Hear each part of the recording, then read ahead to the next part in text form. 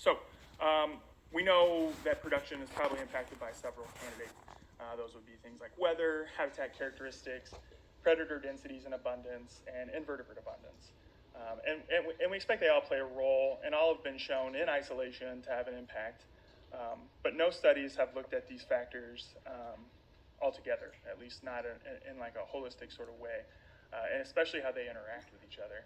So this project's investigating, exactly that, the main causes and poult mortality. Now, the researchers are investigating a whole variety of things that hopefully will shed some light on what this is going on as far as a production standpoint. Why are we seeing fewer poults surviving? Nest success are low relative to what they used to be. But kind of the main idea, as far as I can see, as far as it relates to us using this project in a way to manage turkeys, is we're going to find out important characteristics around brood rearing habitat. What kind of habitat do we, with some scientific backing, know produce good turkey brood rearing characteristics or situations? And then where are turkeys and predators most likely to interact? If we can identify those areas, we can start to potentially mitigate or work in a way to give a hen the leg up if we find areas that we know turkeys and predators are likely to bump into one another. So again, as I said, the overarching goal here is really just to drill down on what habitat those turkeys need. I love this picture. It's one that Raina used. It's exactly what I think of when I think of turkey habitat. You can see the hen there. She can see you, right? You, the photographer, maybe the predator. However, you, the predator, have no idea if she's got poults with her. And at that point, the poults can run away, they can hide. But that's what I envision when I think of good brood rearing habitat. Now, it's only one type. That's obviously forested landscape. There's a lot more that goes into it, but I just wanted to talk about that picture because I like it so much. So we're hoping to identify vegetative structures that essentially provide shelter from bad weather, right? Because we know poults are very susceptible to cold and windy and wet weather, escape from predators, and find quality insect forage. Another project that we have going on is really aimed at improving the population model that's currently under development. So one important characteristic in a demographic population model is harvest rates. So what percentage of a population is being harvested each year. In the two regions that are highlighted there, the Ozark border and the Union Breaks region, those estimates are a little out of date, essentially.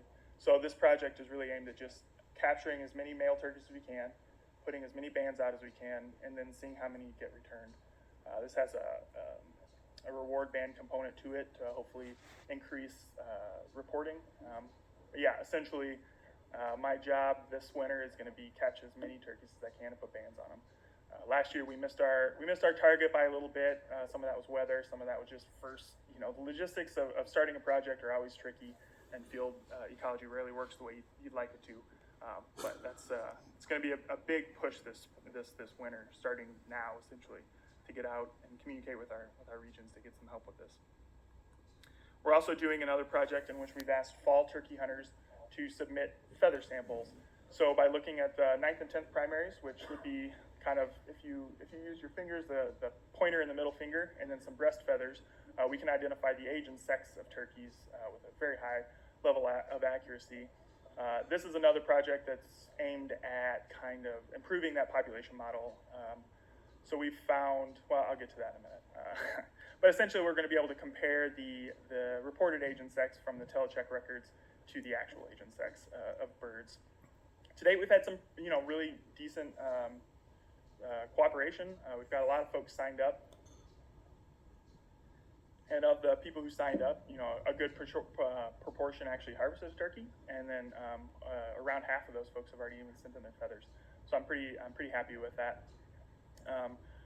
So early returns suggest that hunters aren't awesome at identifying the age and sex of the turkeys, especially from the young of the year turkeys. So it seemed like if a bird didn't have a beard, they defaulted to calling it a juvenile hen. So we saw that nearly half of adult hens were misidentified as juvenile hens, and only about a third of the juvenile males were correctly identified. So that's something that, of course, we'll need to correct in our population model as far as the harvest rates go. Overall, hunters correctly identified 86% of gobblers, which stood out as perhaps an outlier, sort of.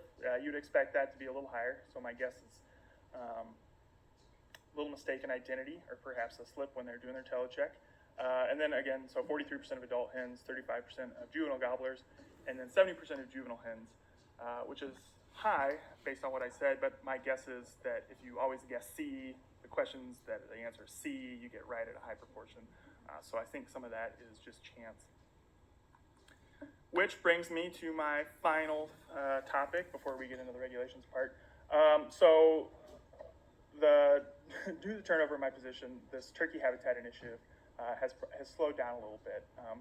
But as we've discussed, production is likely leading to the overall decline in turkeys, at least in the turkey population throughout the country and certainly in Missouri. The best way forward, we think, is to make a big push to improve brooding habitat and nesting habitat. And I think mostly that's going to be a communication effort. So the Turkey Habitat Initiative's primary goal is to identify the characteristics of broodery habitat so we can communicate that to folks. Provide guidance on how to create that habitat, right? So workshops. And then also create a plan to disseminate the recommendations to public and the partners.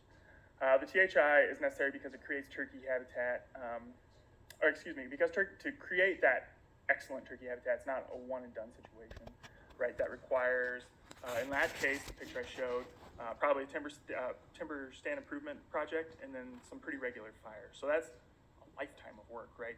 And I think what the Turkey Habitat Initiative and the resulting products can do for us is give folks a blueprint or a template to work from, which would make that work a little more manageable, a little more digestible. The end result really is just going to be an effort to build a unified approach that communicates what good turkey habitat is and how to go about creating it. As I mentioned, I think this is as much as anything a communication effort. So how are we going to get the message out essentially? I've been a part of and attended several workshops since I've started just a few months ago. And I think these are clear allies for us in the agency and for work like this because we've got a receptive audience, we've got people who are fired up to come out and learn. So I'd like to really dig in on those workshops. Like to piggyback off of workshops that are already ongoing with habitat-focused groups and private landowner groups. We have the Quail and Pheasants Forever, the QUWF burn associations that are popping up all over the place. Like those are natural people that we should piggyback off of. And then also create some turkey-specific habitat workshops where we, kind of go through step-by-step what we think needs to be done on certain properties, right? Start with an overgrown forest, turkey habitat workshop associated with that, overgrown hayfield, something like that, and continue down that road. I also think, and I really enjoyed the media presentations earlier, and I should probably have reached out a lot more before now, but I think that they hit it, and I guess I got lucky. But yeah, I think short videos, exactly like what they were talking about, something that folks can just latch onto, watch for a few minutes, be like, oh wow, that's interesting. I learned something from that. Will be a really important component for this THI. And then also I think we need to create that reference library essentially, a manual, if you will, for how to create turkey habitat on your property. So yeah, it's a big project, but I'm really excited about it. I think it's very forward moving, and I think that's important. As far as what's already going on, I've got a couple of communications planned that are in the works. One of which will be mostly just an introduction to the Turkey Habitat Initiative for Missourians, for the agency, for anyone who's interested. And another will be a little more nuts and bolts on, it's January 15th, what can you do right now to improve poult production this year, this spring. So that's exciting, that'll be fun. We also have approval for a detail position that'll be a component of this, so they'll come on and really spearhead that communication effort. I hope to have an important role in that as well, of course, but they'll be taking some of the leads on that. And then we've already started out, I've talked to a whole variety of groups already. I'm going to be giving a talk in a month to the Corps of Engineers. I'm going to be giving a talk to a local county soil and conservation district. I mean, there's so many potential places that we can spread this word. And so that's exciting for sure. So with that, I will give my recommendations. I recommend no change for the timing of the spring season. It's worth noting that the youth season's a week earlier than usual due to the Easter holiday. And I also recommend no change to the bag limit during the 2023 spring season. I'm going to skip through these pretty quick because I think Jason will go through it in some detail. As far as managed hunts, I have two recommendations. The first is to make permanent the emergency rule that changed that allowed youth hunters during youth-only managed hunts to participate without hunter education certification, as long as they have the proper permits and the presence of a properly licensed and a hunter ed certified adult. One sort of addendum to that is that